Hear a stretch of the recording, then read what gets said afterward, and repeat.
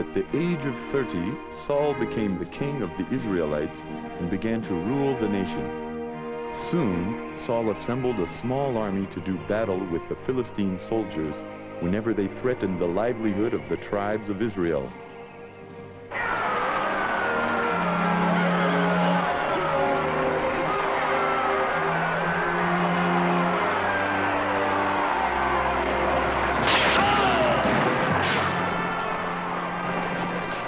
Each battle, King Saul added to his victories, and the tribes of Israel recognized his strength and benefited from his authority and protection. Just as they had requested of Samuel, the people of Israel now had a king to lead them. However, all these events caused Saul to become arrogant, and he turned his back on the laws which God had made for his people.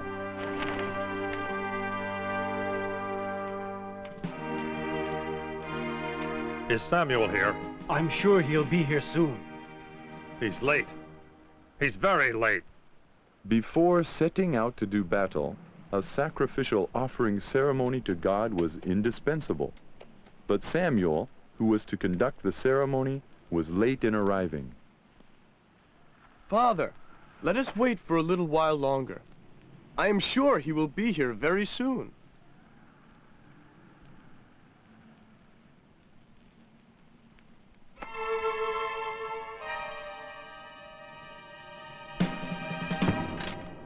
Saul became impatient and decided to act in place of Samuel. In doing this, Saul committed blasphemy, for only a priest could conduct a sacrificial ceremony. Even a king was not granted this privilege.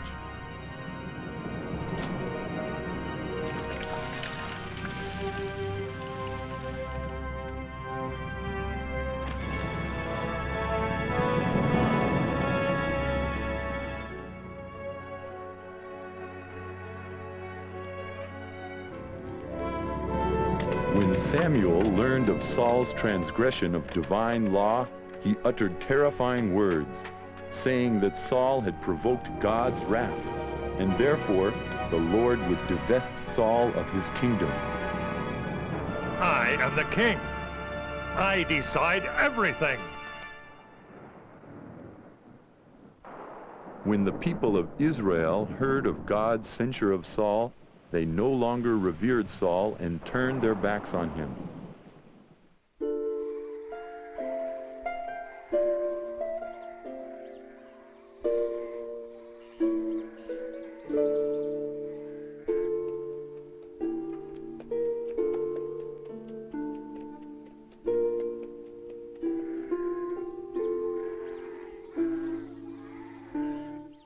What would happen if King Saul should find out that you have consecrated one of my sons as a king? He would have him killed, and he would probably kill you and all of your other sons as well. But we must do God's bidding.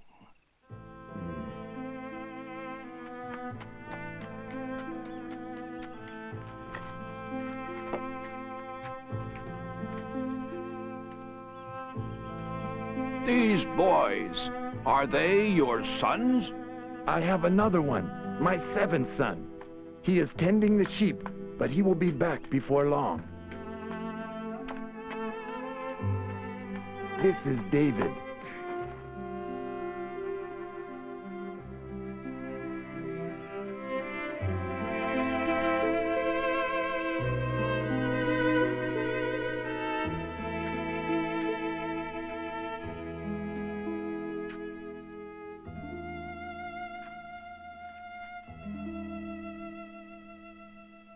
Tell me, sir, why have I been called here?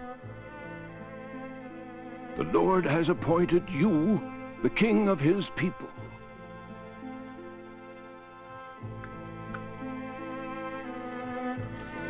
The Spirit of the Lord shall dwell in you for eternity. You will grow up, and the people will welcome you as their king.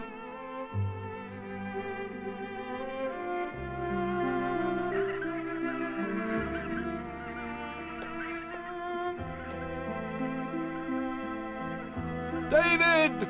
We shall meet again! Yes!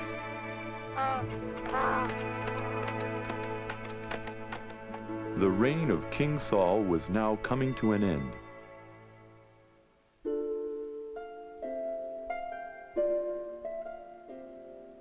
The skill and beauty of David's music carried all the way from his father's house to the ears of Saul's attendants, and they called David to the court to soothe the troubled soul of the king. It was the court officials' intention to comfort the king in his despair.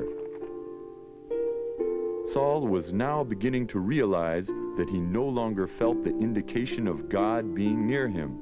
Saul's heart surged with uneasiness and fretfulness.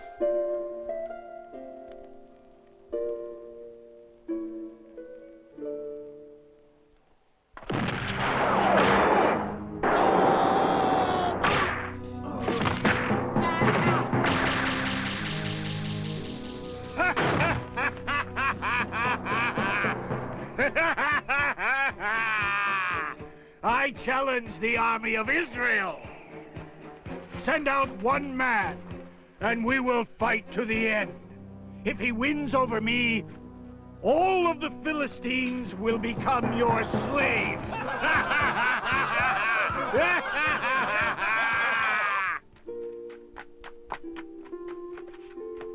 Your Highness, the Philistine troops are advancing. What? It is that giant again. Your Highness? Are you all right? Silence!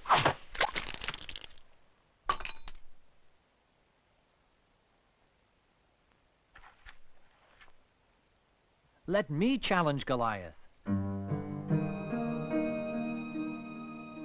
He is a giant, over 9 feet tall, and as heavy as a mountain. How can someone like you, who is as small as a mountain finch, challenge such an opponent? When I was a shepherd and wandered in the desert, the Lord saved me from lions, bears, and wolves, and the Lord will surely help me defeat Goliath.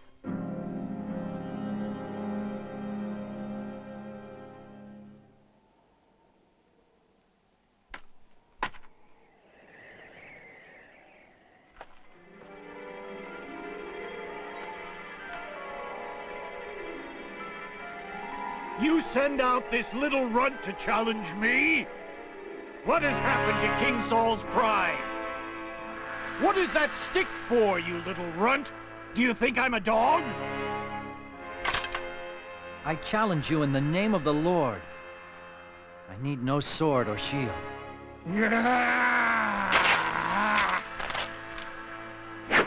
Come closer. I shall feed your flesh to the birds in the sky and the beasts in the fields.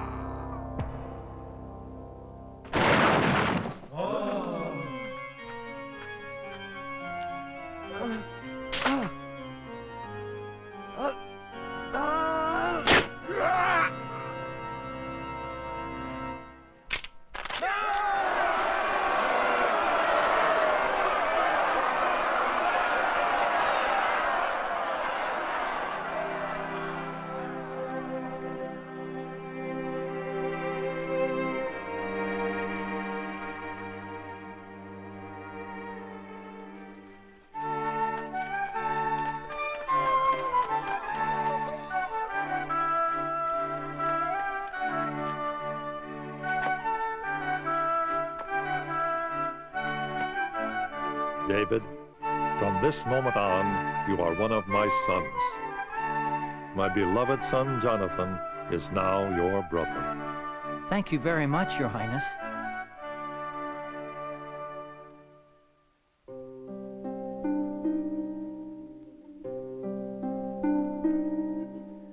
I sing my verses to the king. So you are the fairest of the sun.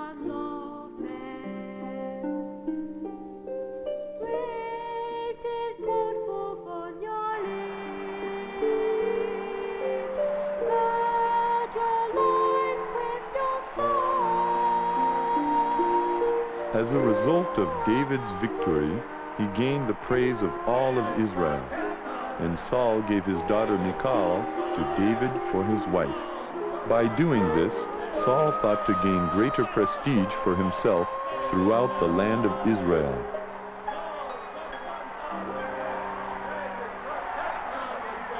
David killed Goliath. Saul struck 1,000 dead. David struck 10,000 dead. David killed Goliath.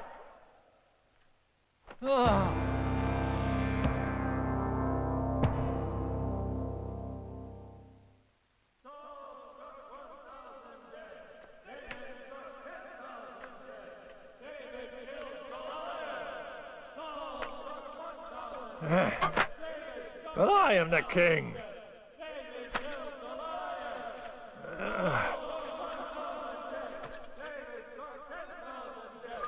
David is but a mere shepherd.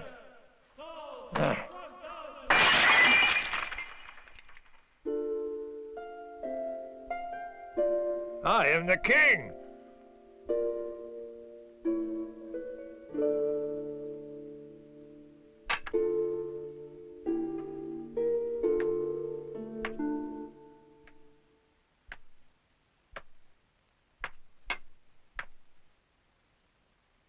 The throne is mine, and mine alone. What are you doing, Father? David, you must run.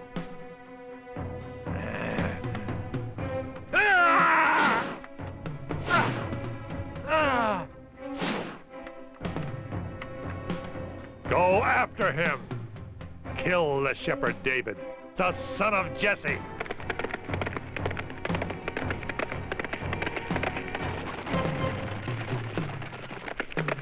Oh, Lord, please protect me.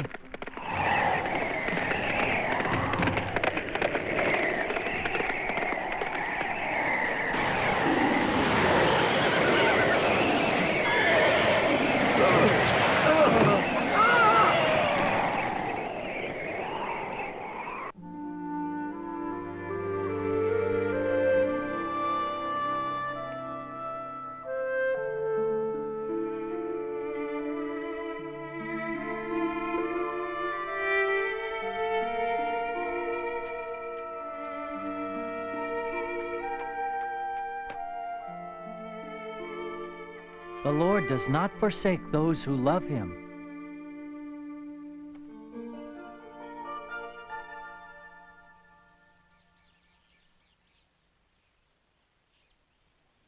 Why do you speak ill of this king of yours? I warned all of you. A king will steal your daughters and make your sons into soldiers, and he will take your crops for taxes. And you said, it does not matter. You wanted a king. So the Lord anointed a king. But Saul is a corrupt king. Do you understand that having a king is not the important thing? What is important is having a just king. David!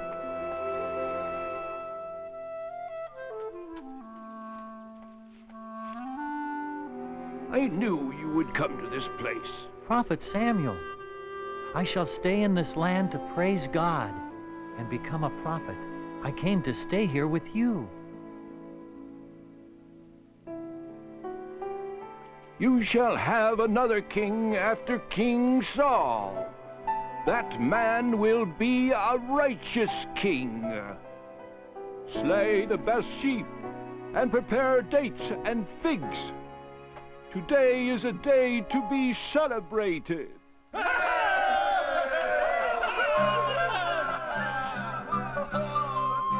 David lived with Samuel in the town of Naioth, near Ramah. King Saul tried to arrest David. He sent his envoys once, twice, 3 times. But each time, when they arrived in Naioth, they were overwhelmed by the Lord's Spirit and could not kill David. Instead, they faithfully followed Samuel's words. Saul became more and more enraged because he had waited such a long time to hear the news of David's death.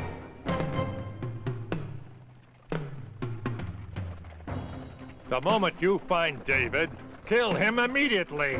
Do you understand?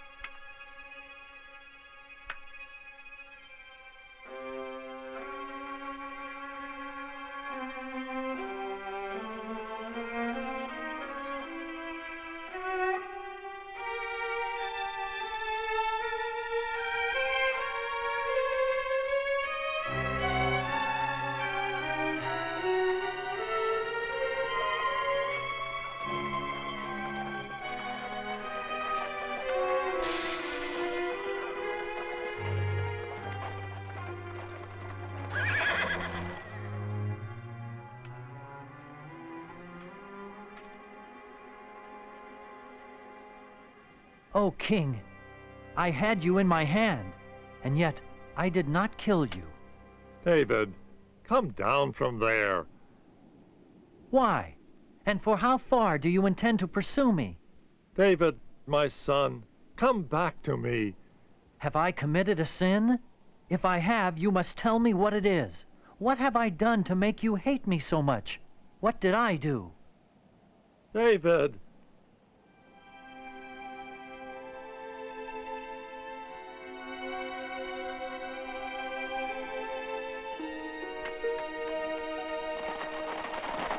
Do not chase him. Enough.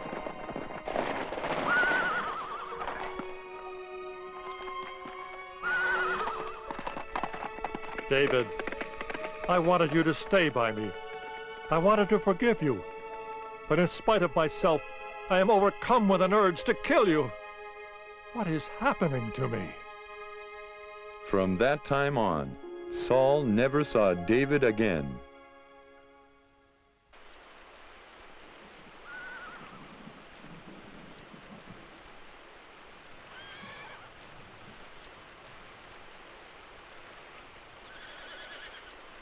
It's the Philistine army. Thousands, no, tens of thousands of them. More than the sands of the desert. Why? Why does the Lord desire to pass the kingdom of Israel into the hands of the enemy?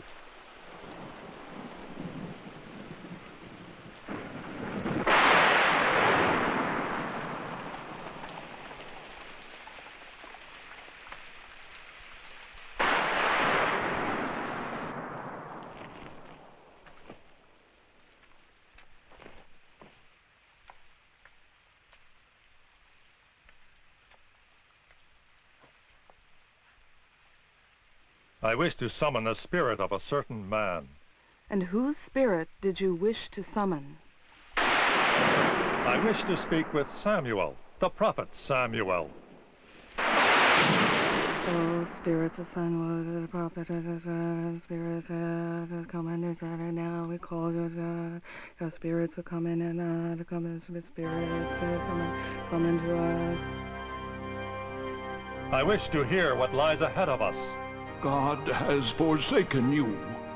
God will hand you, your sons, and all the people of Israel to the Philistines. God has delivered your kingdom into the hands of David.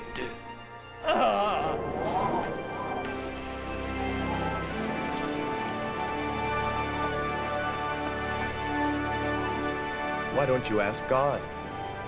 There is no answer. Day after day, since the death of Samuel, the Almighty has remained silent. But Father, you have forbidden shaman from dwelling in your kingdom. They tried to challenge the mysteries of the past and the future. They even tried to challenge God. The Lord will punish us. I shall fight. I will fight to the end.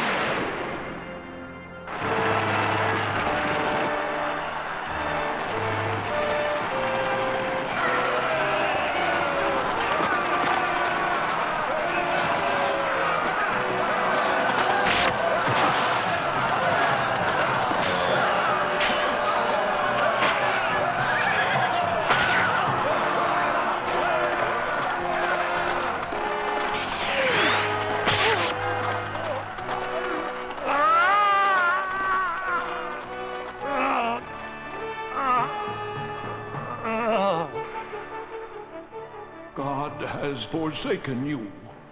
God will hand you, your sons, and all the people of Israel to the Philistines. God has delivered your kingdom into the hands of David.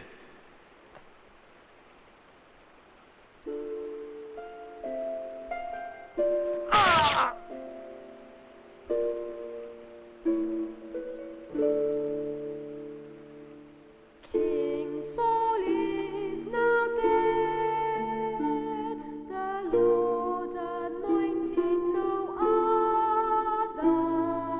His son died with him, the son I loved as a brother.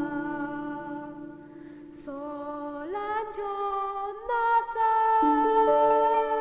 both were to me friend and brother, neither life nor death can separate them from each other.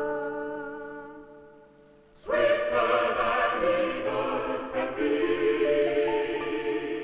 stronger than lions were he.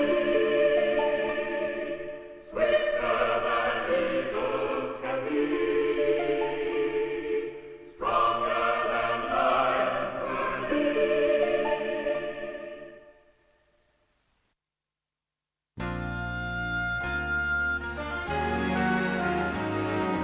Everywhere there may be sudden lightning, but I'll know you're there. Should the rain erase me, I'll be sure to feel you move the pain. Such tender